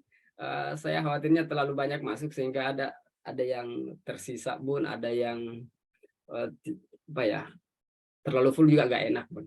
Ya, jadi besok kita masuk pembahasan P5. Makanya Bapak Ibu teman-teman semua, kami itu pelatihan ini ya wajib ikut pelatihan, nggak bisa tidak, Bun. Bisa filenya nggak bisa, apapun itu nggak bisa. Nggak bisa kalau cuma file nggak bisa. Makanya beritahu teman-teman kita di kecamatan, di kabupaten, Bun, nggak bisa kalau cuma ikut mau ngambil file aja nggak bisa, Bun. Kami tolak peserta yang hanya mau ngambil file aja. Beritahu teman-teman di kecamatan ya. Jadi besok malam itu kita bahas soal P5 assessment rapor. P5 assessment dan rapor. Gitu. Kenapa harus ada assessment dibahas? Biar jelas, Bunda. Bunda mau nilai yang mana? Karena selama ini teman-teman ngaku atau tidak ngaku, sadar atau tidak sadar, mohon maaf, sebagian dari kita yang tidak ikut Zoom ini, mohon maaf, mungkin ada yang tidak ikut Zoom ini. Kalau dia menilai, yang dia nilai adalah hasil pekerjaan anak yang di LK-nya. Iya kan? Iya ya. Padahal jelas-jelas dulu di kurikulum 2013 ada indikator yang dibawa masuk ke dalam kelas. Kita tidak pernah memperhatikan indikator itu. Yang dilihat adalah hasil pekerjaan anak di LK. Padahal ada indikator. Yang dinilai dulu harusnya di kurikulum 2013 adalah indikatornya. Iya kan? Nah, oleh karena itu teman-teman, proses assessment, proses mengevaluasi atau melihat diri anak atau evaluasi hasil kerja kita sebagai guru, itu kalau mau menilai anak di kurikulum Merdeka, sejak anak-anak masuk ke pintu gerbang sekolah sampai mereka pulang, itu ada proses. Karena bermainnya mereka, bergeraknya mereka adalah belajarnya mereka. Itu kalau anak PAUD, Bun. Jadi bukan hanya di dalam kelas mereka belajar, membuka-buka buku paket, lalu kemudian dinilai, bukan. Tetapi ketika mereka berbicara dengan gurunya, ketika mereka berbicara dengan temannya, ketika mereka bermain, itu adalah mereka belajar. Ya, ketika mereka bermain misalnya di sekitar sekolah, mereka melihat batu, warnanya apa, bentuknya apa, banyaknya berapa, dan sebagainya, itu kan mereka bisa belajar tentang itu semua. Itu yang mau kita lihat pada diri anak. Bukan hanya soal mereka mewarnainya keluar dari garis, mereka kemudian bisa menghubungkan garis dan sebagainya. Bukan itu. Tetapi lebih jauh pada persoalan perkembangan anak. Oke? Oke, demikian seperti itu teman-teman. Usahakan besok diinfokan ke rekan-rekan gurunya di satu sekolahnya agar ikut Zoom besok. Biar jelas asesmennya. Bunda ya? Insya Allah, tapi malam Jumat. Enggak apa-apa. Ya. Oke. Oke, seperti itu ya, Bunda ya. Ada pertanyaan silakan, Bunda. Ini soalnya banyak yang angkat tangan, tetapi angkat tangannya itu sejak baru pertama masuk Zoom, Jadi ngeblank saya, Bung. Yang mana yang diberikan angkat tangan dulu nih? Oke, ada pertanyaan Ibu Yusriah dari TK Al-Amanah. Ada, Bun? Enggak ada. Soalnya ada yang angkat tangan, tapi oke. Oke, silakan sekarang diturunkan dulu angkat tangannya, Bun, yang mau ini, biar jelas, Bun, siapa yang mau bertanya. Oke. Ada, Bun?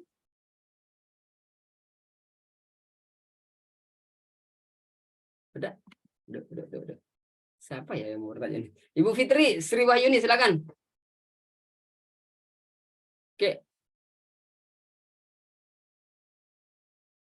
Oke. Assalamualaikum warahmatullahi wabarakatuh. Waalaikumsalam. Nama dan dari mana, Bunda? Nama saya Fitri Sri Wahyuni dari TK Islam Tarbiyatul Banin 32, Kecamatan Tengaran, Kabupaten Semarang, Pak. Oh, Semarang. Siap, Bun. Jawa Tengah. Iya.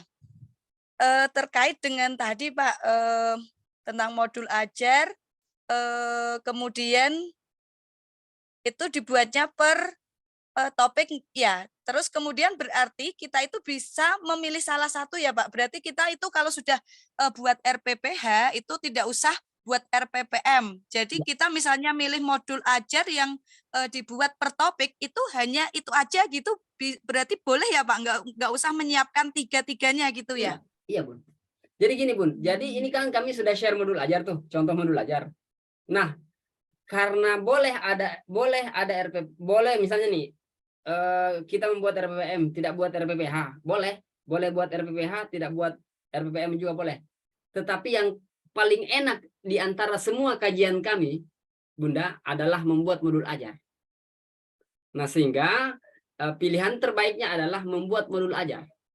Jadi kalau sudah ada modul ajar, boleh tidak ada RPPM, boleh tidak ada RPPH. Tetapi Ibu Fitri Sri Wahyuni, modul ajar yang kami share dari Alia Grafika itu modul ajar versi RPPH. Jadi ada RPPH-nya di dalam modul ajar itu, modulnya kami. Karena sebenarnya begini, Bun. Modul ajar itu boleh, modul ajar itu boleh begini, Ibu Fitri, modul ajar itu boleh tidak ada RPPH di situ. Sebenarnya. Cuman ya contoh yang kami share itu ada RPPH-nya. Tetapi kan masih proses belajar, Bun. Karena kalau tidak ada RPPH-nya, biasanya guru agak blank sih melakukan pekerjaannya apa setiap harinya. Itu. Begitu, Bunda. Bunda Sri Wahyuni? Bunda? Hilang ya.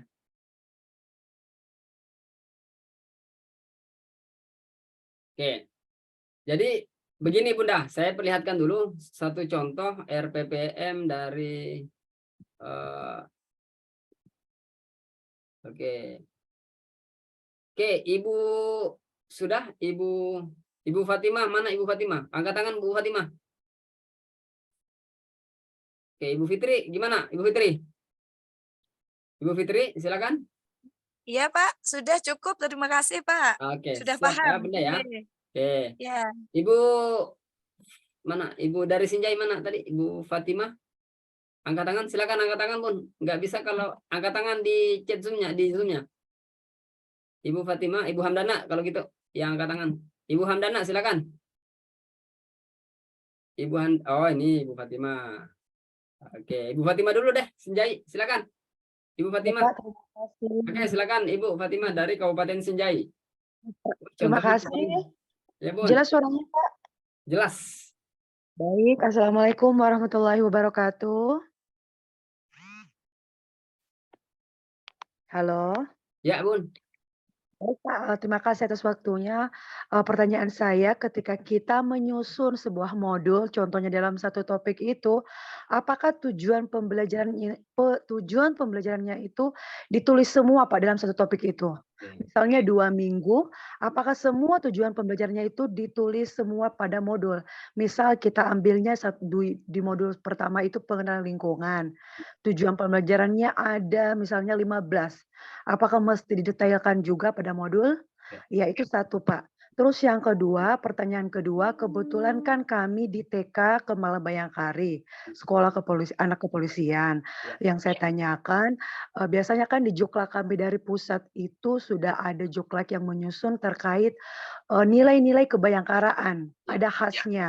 Oke. Boleh tidak saya selip di bawah kolom profil pelajar Pancasila yang 6 itu saya tambahkan di dalamnya nilai-nilai kebayangkaraan, 12 Oke. nilai kebayangkaraan. Iya, sekian Pak, terima kasih. Assalamualaikum warahmatullahi wabarakatuh. Waalaikumsalam warahmatullahi wabarakatuh. Oke, terima kasih banyak Ibu Fatima. Terima kasih banyak Ibu Fatima dari Kabupaten Sinjai.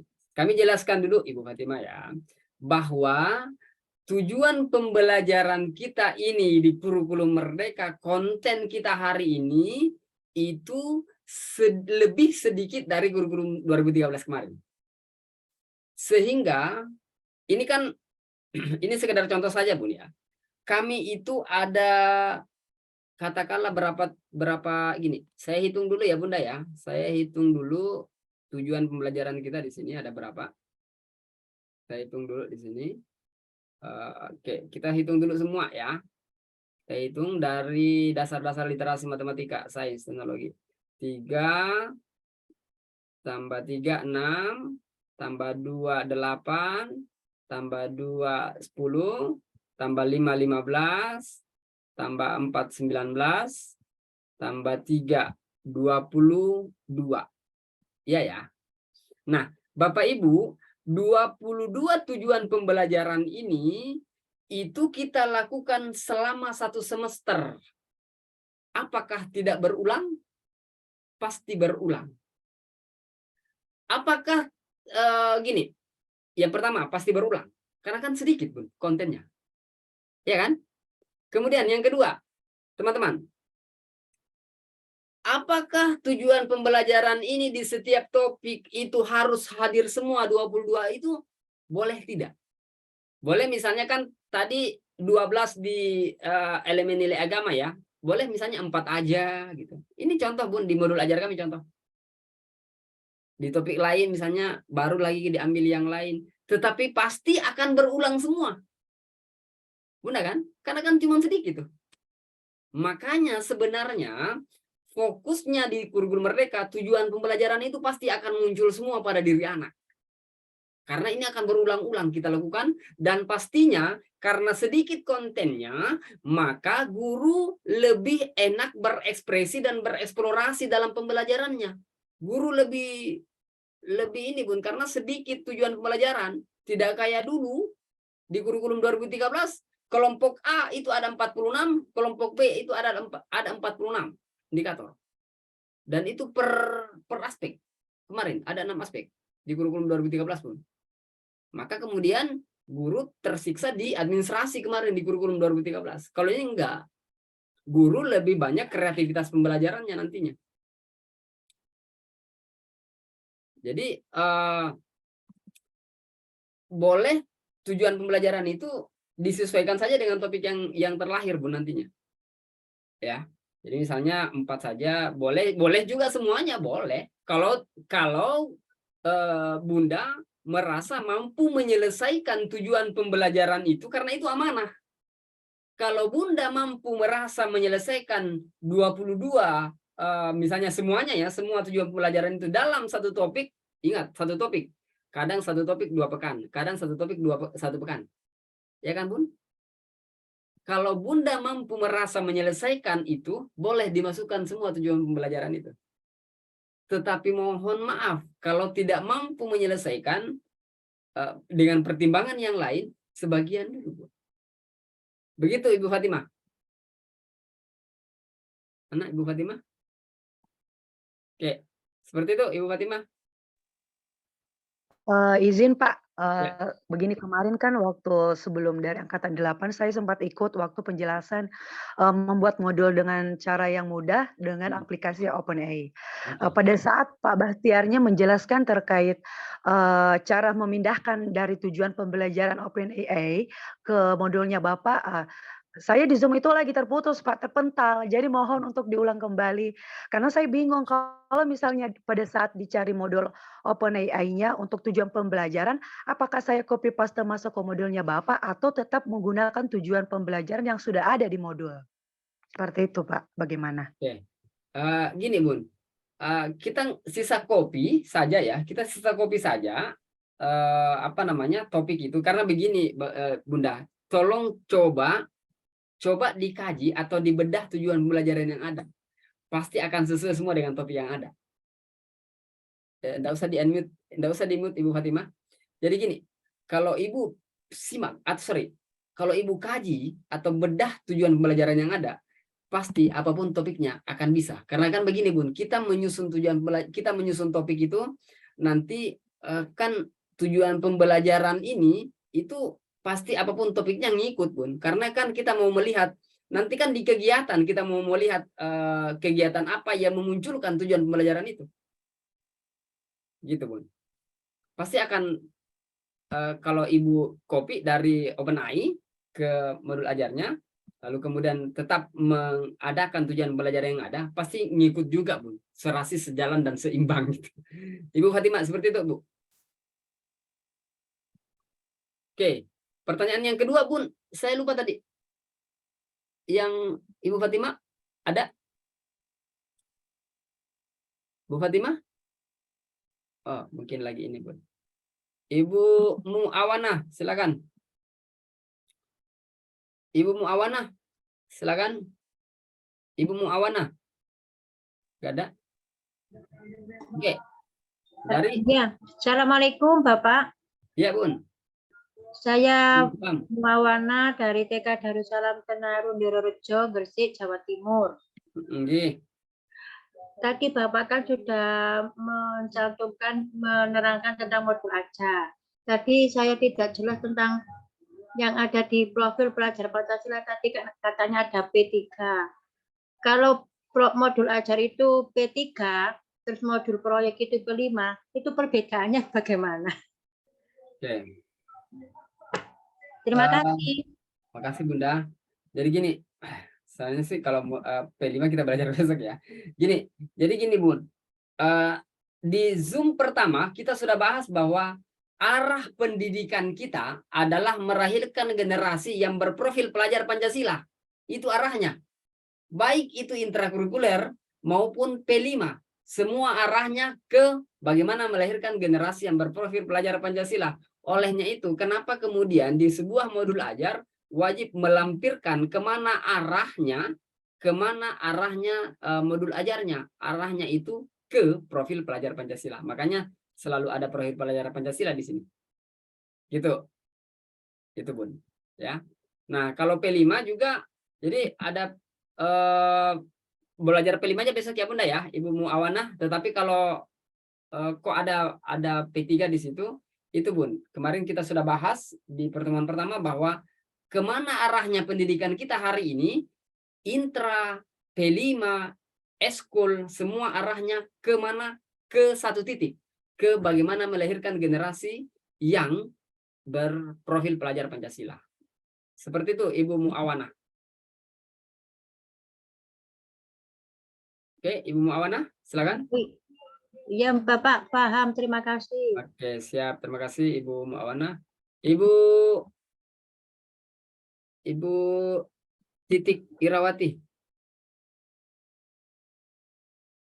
Oke, Ibu Titik Irawati, silakan Bunda. Oke, di unmute Ibu. Oke, sip.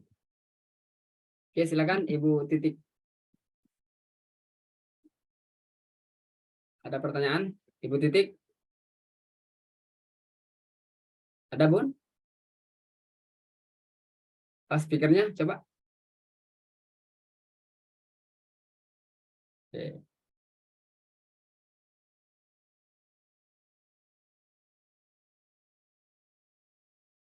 Oke, ada? Enggak jelas Bun, suara Ibu Titik enggak keluar. Enggak keluar di mikrofonnya coba. Oke, Ibu Titik sambil memperbaiki, saya jelaskan dulu. Ada pertanyaan kedua dari Ibu Fatima tadi. Oke, baik. Sambil memperbaiki, Ibu Titik silakan diperbaiki mikrofonnya. Begini, teman-teman semua, bahwa tidak ada aturan seperti apa modul ajar. Formatnya, tidak ada aturannya. Aturannya adalah satu, wajib ada informasi umum. Ya, wajib ada ini informasi umum. Kemudian yang kedua, wajib ada peta konsep. Kemudian yang ketiga, harus ada tujuan pembelajaran, komponen intinya, tujuan pembelajarannya. Yang ketiga, harus ada pertanyaan pemantik dan rencana pembelajaran. Kalau sudah selesai sampai di sini pun sudah selesai, Bun. Bahkan tidak ada RPPH seperti ini sudah selesai pun bisa seperti itu. Sebenarnya, Bun. Itu tidak ada aturannya. Jadi meski tidak seperti ini modelnya juga boleh. Gitu, Bun. Jadi hari ini dipermudah kok, jangan terlalu beribet kita di administrasi. Bapak Ibu, teman-teman semua, kita jangan terlalu beribet di administrasi. Saya ulang, teman-teman. Tidak perlu terlalu beribet di administrasi. Khawatirnya kita adalah jangan sampai kita melahirkan guru yang hebat di administrasi. Kalau guru hebat di administrasi, kenapa tidak jadi TU saja? Mohon maaf. Mohon maaf. Kita tidak ingin mencetak TU. Yang kita ingin cetak adalah guru. Guru itu adalah bagaimana dia bisa selain pada sisi administrasi, dia hebat pada proses pembelajaran gitu loh. Ya. Jangan sampai tersiksa di administrasi tetapi tidak bereksplorasi di pembelajaran. Ya, mudah ya. Ini yang kita inginkan. Jangan ini ya. Sebenarnya kalau RPPM, makanya itu tadi kalau RPPM sudah ada nggak perlu RPPH. Kalau RPPH ada nggak perlu RPPM. Kalau modul ajar ada nggak perlu ada RPPH, nggak perlu ada RPPM sebenarnya, gitu, Bun. Itu jangan sampai kita melahirkan guru yang admin. Sudah tersiksa di Dapodi, tersiksa lagi di perangkat pembelajaran. Gitu. Mohon maaf nih, kasar sepertinya. Oke, Ibu Irawati, Titi Irawati. Silakan. Ibu Titi Irawati.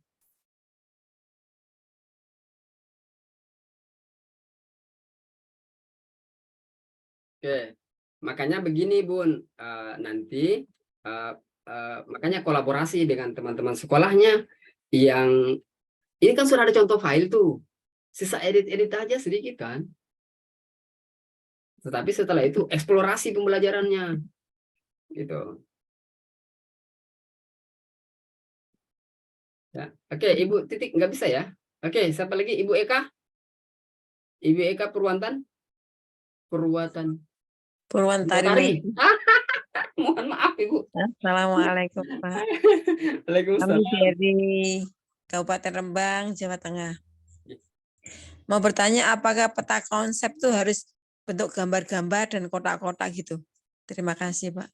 Oke, ya. Kalau peta konsep itu boleh bersusun ke bawah kata-katanya, boleh dalam bentuk peta-peta seperti itu, Bun. Jadi membuat peta konsep itu sepertinya begini. Kalau mudah menyusun peta konsep, teman-teman. Kalau menyusun peta konsep itu, ini misalnya kita bahas anak-anak, ya gini.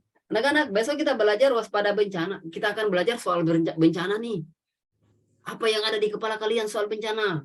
Apapun yang disebutkan anak, boleh dicatat. Wah, gempa bumi, Pak. Apa yang terjadi kalau gempa bumi? Ini dicatat semua. Nah, dari kata-kata anak-anak itu, terlahirlah peta konsep. Seperti itu sebenarnya, Bun. Ya. Tetapi karena ini adalah rancangan, maka kita buat saja dulu rancangan yang ada di otaknya guru. Ya, ini sebenarnya bukan otaknya siswa.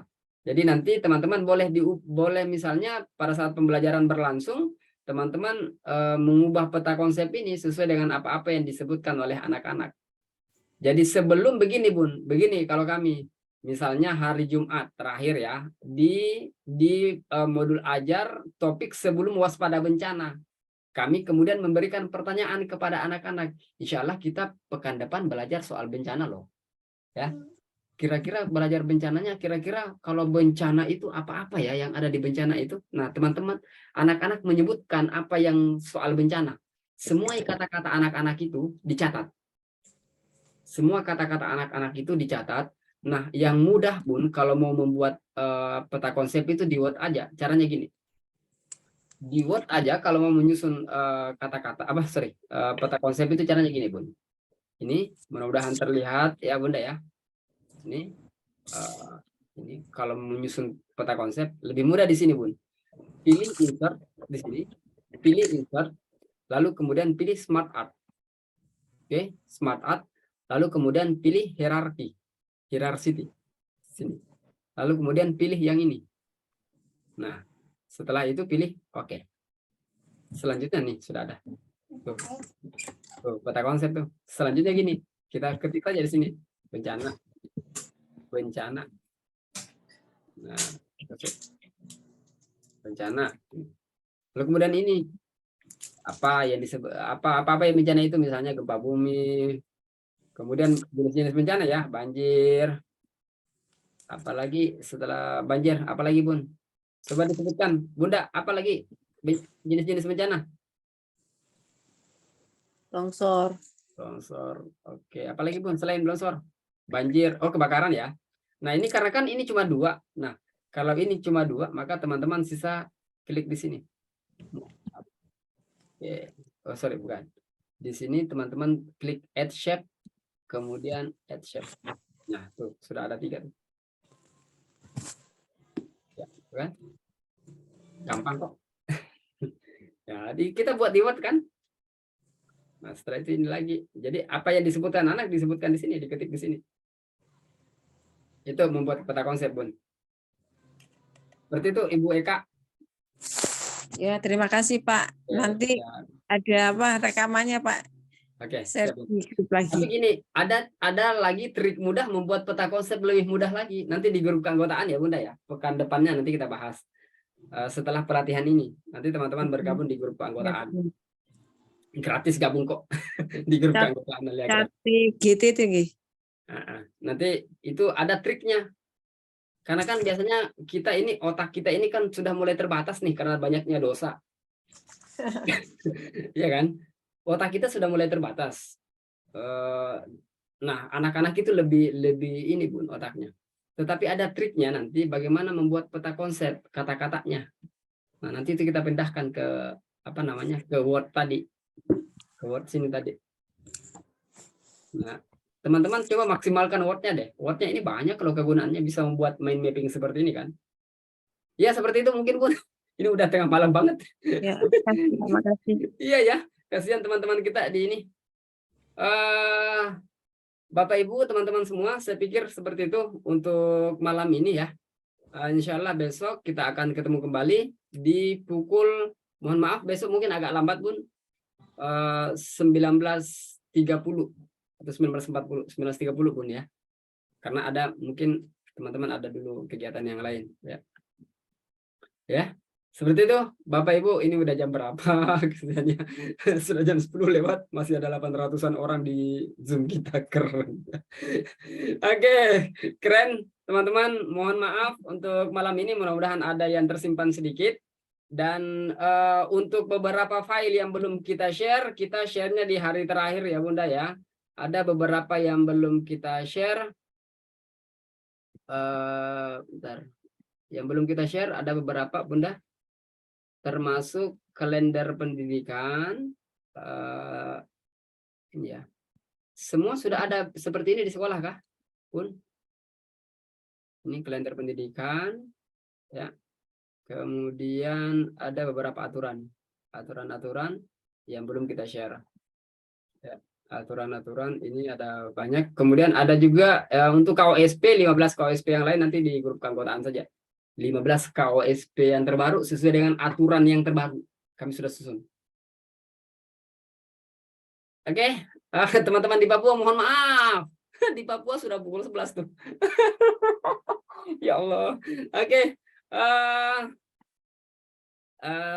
Masih banyak yang belum kita share, teman-teman. Insya Allah besok malam kita akan ketemu kembali dengan pembahasan yang asesmen dan rapor serta P5. Mudah-mudahan bermanfaat, Bapak Ibu, teman-teman semua. Mohon kalau sebelum Zoom, niatkan bahwa Zoom kita adalah Zoom ibadah, sehingga kemudian Allah menilainya sebagai pahala bagi kita. Karena majelis itu, kalau majelisnya majelis tentang ilmu, itu yang dicari oleh para malaikat, ya. Nah, oleh karena itu teman-teman, sebelum ke Zoom, ayo kita niatkan sebagai Zoom kita, duduknya kita, mendengarnya kita adalah pendengaran ibadah, duduk ibadah dan sebagainya, sehingga kemudian Allah memberikannya sebagai ladang pahala buat kita. Demikian Bapak Ibu, mohon maaf jika banyak kekurangan. Izin kita tutup pertemuan malam ini dengan membaca doa kafaratul majelis. Subhanakallahumma wa bihamdik asyhadu an la ilaha illa anta astaghfiruka wa atubu ilaik. Wassalamualaikum warahmatullahi wabarakatuh. Izin close Bunda ya.